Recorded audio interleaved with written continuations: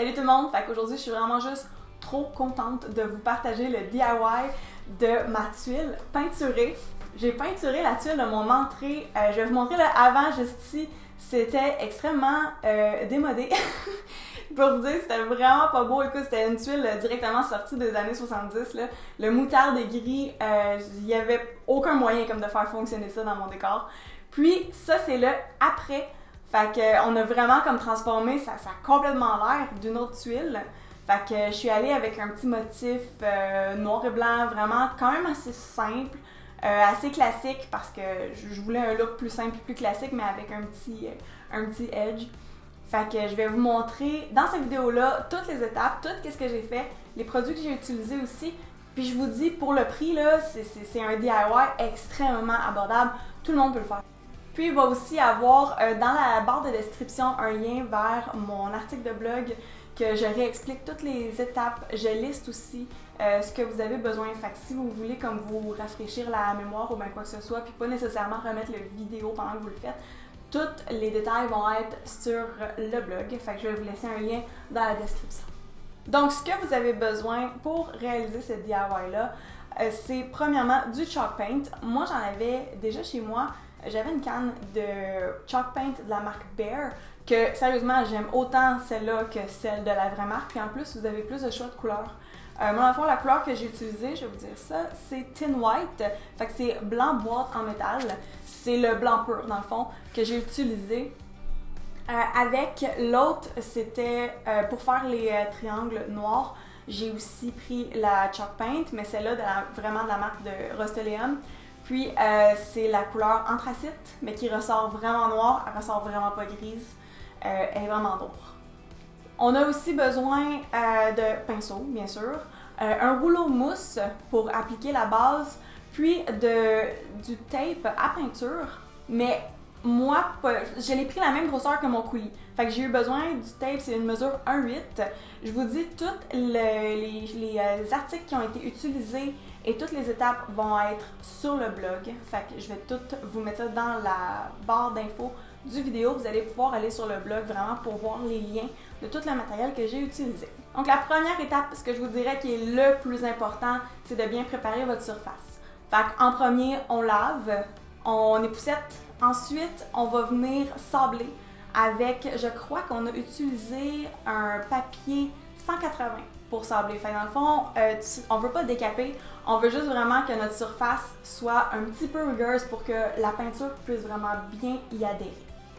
Ensuite, on passe la balayeuse, bien sûr, puis on la passe vraiment comme il faut. Ensuite, on va venir laver avec un nettoyant dégraissant. Fait que quelque chose qui est assez puissant pour vraiment venir enlever toutes les petites particules puis vraiment avoir une surface qui est propre, archi propre, vraiment pour que la peinture puisse vraiment adhérer parce qu'il reste que c'est une tuile, c'est un plancher.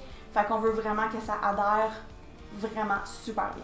Ensuite, on va commencer avec la couche de base. Fait que moi, comme couche de base, j'ai commencé à mettre mon blanc. Faites pas comme moi, commencez par faire comme le contour de votre... de la place où est-ce que vous allez peinturer. Moi, je sais pas, j'étais comme trop excitée, j'ai commencé par rouler ça en plein milieu, mais c'est pas grave, là, je l'ai juste fait après ça en plusieurs étapes. Le chalk paint sèche extrêmement vite, fait que je trouve que ça se travaille. En tout cas, pour ma part, j'ai trouvé que ça se travaillait bien parce que t'as pas besoin d'attendre comme 1 heure entre chaque couche. Fait que ça se travaille quand même vite. Puis, moi, ça m'a pris 3 couches pour que mon blanc soit vraiment aussi opaque que je le voulais. Ensuite, j'ai vraiment bien laissé sécher une journée complète la couche de base, la couche de blanc, parce que là, on va venir mettre le tape. Fait que dans le fond, moi, j'ai voulu tricher ma tuile. La majorité des gens vont vraiment comme suivre la forme de la tuile naturelle. Moi, j'avais pas d'idée de motif que j'aimais avec une aussi petite, avec des petits carrés comme ça. Fait que je l'ai triché. Ça, je vous dis, l'étape du tape, ça a l'air beaucoup plus intimidant que qu'est-ce que c'est. J'ai vraiment trouvé ça facile. C'est sûr que c'est quelque chose qui est quand même assez long à faire, mais prenez votre temps. Je vous dis, si je suis capable de le faire, tout le monde est capable de le faire. C'est vraiment quelque chose de facile à faire. Vous avez juste à suivre vos lignes de coulis, puis après ça, ben, tout se fait comme super bien.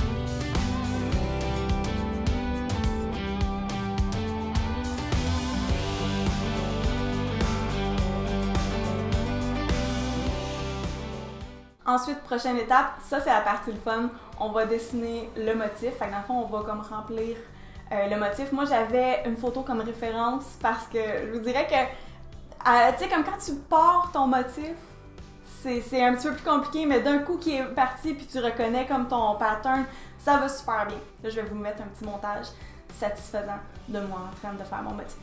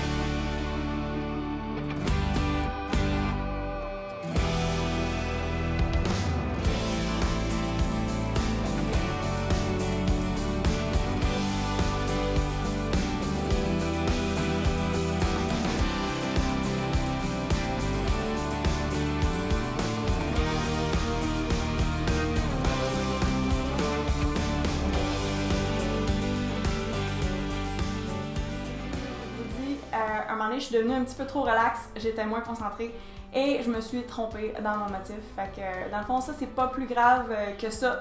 C'est fâchant, oui, mais c'est pas plus grave que ça parce qu'après ça, t'as juste à repasser avec ta couleur de base quand tu vas enlever le tape et tout ça. Fait que ça se fait super bien là. Stresse-toi pas si tu fais une petite erreur, ça se corrige super bien.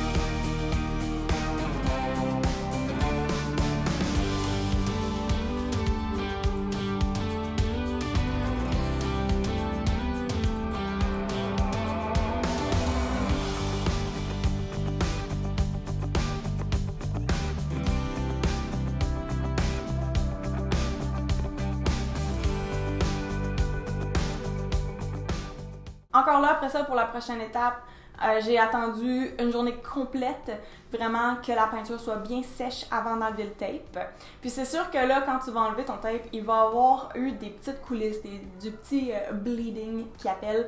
Mais ça, c'est pas plus grave que ça parce que après ça, tu reviens avec ta couleur de base puis tu vas passer avec un plus petit pinceau, un très petit pinceau, puis tu vas venir comme redécouper tes lignes que tu as faites avant. Ça, c'est l'étape qui m'a rendue le plus nerveuse parce que je me suis dit, pourquoi mettre un vernis à bois sur de la peinture sur du ciment? Mais je me suis dit, c'est ce qui est le plus recommandé, je vais le faire quand même. Fait que dans le fond, c'est un vernis à base d'eau, très important. Prenez un vernis à base d'eau et non un vernis à l'huile. Puis dans le fond, avec un pinceau, j'ai fait les contours. Très important, quand vous avez votre pinceau, mettez pas trop de pression, mettez pas trop de produit, on y va en couche mince, puis essuyez votre... Moi, j'ai essuyé mon pinceau après avoir passé sur les triangles noirs parce que ça faisait un peu couler comme la couleur sur le blanc, mais rien de dramatique. Ensuite, j'ai fait le reste le plus gros au rouleau mousse, ça s'étend super bien, c'est vraiment, c'est super facile. Puis ensuite, je l'ai laissé sécher pendant une journée complète, que personne ne mettait les pieds dessus, personne, rien. Là. On laisse ça sécher une journée complète. Puis c'est tout. Vraiment, là, c'est vraiment pas compliqué. C'est sûr que c'est quelque chose qui prend du temps à faire, mais je trouve que pour le prix que ça va te coûter, tu sais, moi personnellement, j'avais déjà du chalk paint chez nous. La seule chose qu'il a fallu que je commande, c'est le tape, parce que j'avais pas de tape 1/8 comme ça, qui était la grosseur de mon coulis. Puis ça m'a coûté 11$. Je l'ai commandé sur Amazon, ça m'a coûté 11$, c'est tout. Fait que techniquement, pour 11$, j'ai transformé mon entrée avec des choses que j'avais déjà. Fait que pour moi, je trouve l'effet est juste wow, je suis vraiment trop contente, ça change le look de mon entrée complètement. Fait que si vous avez aimé la vidéo, si ça vous inspire, puis que vous réalisez aussi ce DIY-là, n'hésitez pas à m'envoyer des photos, à me taguer sur vos stories Instagram aussi, tout ça. J'adore quand vous me taguez dans vos stories parce que j'aime ça voir qu'est-ce que vous faites. Fait que, puis si vous avez aimé la vidéo aussi, laissez-moi un like, ça m'aide beaucoup. Partagez aussi avec des gens que vous pensez que ça pourrait intéresser, qui n'ont rien à faire pendant leur quarantaine, puis qui cherchent des DIY faciles à faire. Puis c'est ça. Fait que pour plus de DIY, des vidéos de ménage, tout ça, vous pouvez vous abonner à ma chaîne, ça me fait vraiment plaisir. Puis on se revoit dans la prochaine vidéo. Bye!